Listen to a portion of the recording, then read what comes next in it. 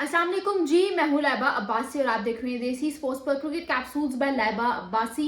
India versus Pakistan women का आज match था और इस मैच की बहुत हाइप बनाई जाती है आईसीसी की तरफ से। इतनी ज़्यादा हाइप बनाई जाती है कि आपको बता नहीं सकती। और मतलब आईसीसी वाले इस मैच के लिए इतने डेस्परेट होते हैं कि पाकिस्तान और इंडिया की जिसे कहते हैं पॉलिटिकल टेंशन्स के बावजूद इन दोनों टीम्स को एक ही ग्रुप में रखा जाता है ताकि इनका मैच हो सके। लेकिन फिर भी हम राइवलरी क्यों बनाते हैं? सिर्फ पैसा जनरेट करने के लिए। वो सागा जो सारा बनाया जाता है that is just to generate money, views and what not, क्योंकि ये राइवलरी कहलाने के लायक भी नहीं है। जब हम India versus Pakistan specially women cricket में जब इन दोनों के मैच को राइवलरी कहते हैं ना, तो वो अपने आप में राइवलरी वर्ड की एक बेइज्जती है। That is an insult to the word rivalry itself. ये राइवलरी किसी एंगल से भी नहीं है।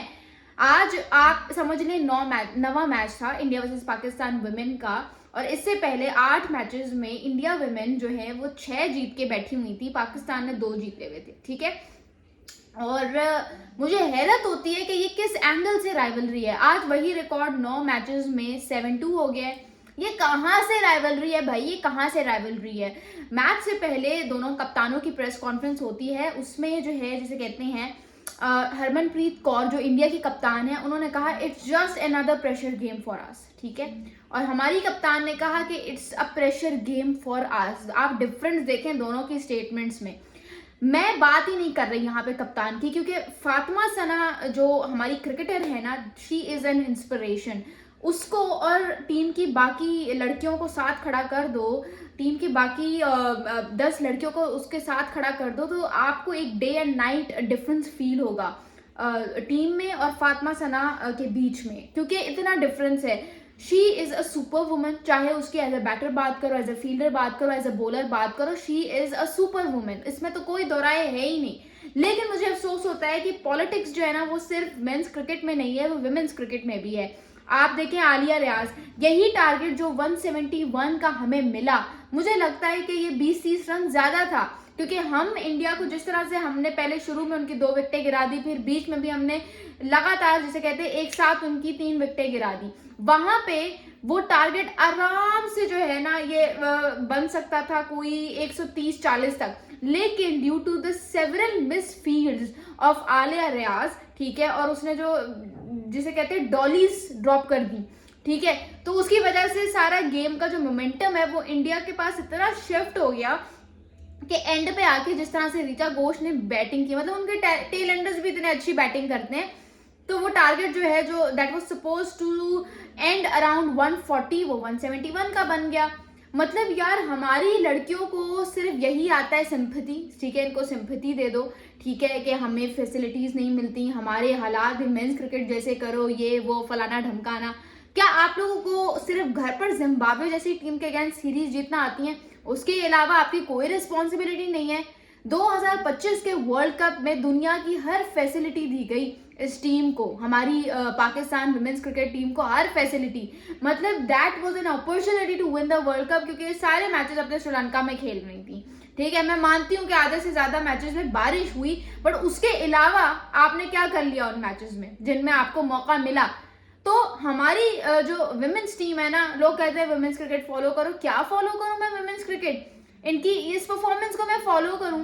मतलब मुझे कोई शौक नहीं है इस तरह की परफॉर्मेंस देखने का। अभी मैं स्टैट्स पे आ गई ना, तो आप लोग खुद सोचने बैठ जाएंगे कि ये प्लेयर इस टीम में क्या कर रही है। अभी फिलहाल मैं नाम नहीं लेना चाहती किसी का भी इंडिविजुअली, क्योंकि उससे होगा ये कि टीम में कोई भी ऐसा सूरमा प्लेयर है नहीं जिसको ऊपर से मैं प्रेशर ले ऑफ कर दूं किसी एक का नाम लेके। फातिमा सना, उसका मैंने आपको बताया कि वो तो सुपर वुमन है, लेकिन वो बेचारी हर वक्त फ्रंट से लीड कर रही होती है, उसका तो कोई है ही नहीं। लेकिन उसको जो आपने टीम दी हुई है, आप ये टीम हरमनप्रीत कौर को पकड़ा दो, ठीक है, किसी को भी पकड़ा दो, वो उसने हार ही जाना है, क्योंकि ये इतनी बेकार टीम है। ठीक है, हर वक्त काम सिंपैथी से नहीं चलता, आपको प्रॉपर फैसिलिटीज दी जा रही है, प्रॉपर किट्स दी जा रही है, आपको वर्ल्ड कप के लिए भेजा जा रहा है। कहाँ पे आपने कोई नोटेबल परफॉर्मेंस दी है? मुझे जस्ट इतना बता। विमेन है, ये है, वो है, हमें मेंस की तरह ट्रीट नहीं किया जाता, बस इसी के चलते हुए जो है ना हमारी विमेन्स टीम आज तक चल रही है। ऐसे नहीं होता। मतलब सर्कल के प्लेयर्स हैं आप लोग, सर्कल में इन्होंने 52 रन बना दिए पावर प्ले में। उसके बाद अगर आप एग्रीगेट निकालो तो from 52 for the loss of 1 wicket to 91 for the loss of 7 wickets. मतलब पावर प्ले के बाद 8 ओवर्स में, पावर प्ले के बाद 8 ओवर्स में ये लोग 40 रन भी नहीं बना सकी। तो क्या मतलब सिर्फ बैटिंग पावर प्ले तक महदूद होती है, उसके अलावा आपका कोई फर्ज नहीं है, उसके अलावा आपको बैटिंग करना नहीं आती?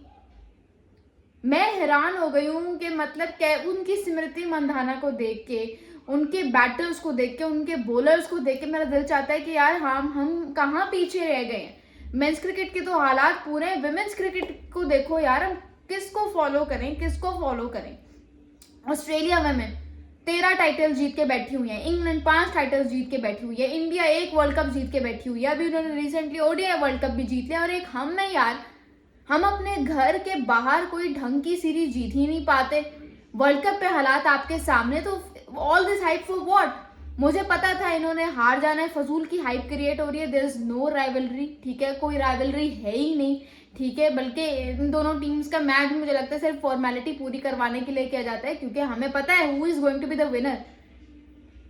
एब्सोल्यूट शेम यार, बहुत हो गया। वैसे मुझे ज्यादा ओवर रिएक्ट करने की जरूरत नहीं है, ना ही आप सबको ओवर रिएक्ट करने की जरूरत है, क्योंकि we all knew the result, ठीक है। इट्स जस्ट कि हमने सोचा कि चलो यार back are girls in green, but we all knew the result somewhere, हमें पता था क्या होने वाला है। What do you guys have to say? Do let me know in the comments below.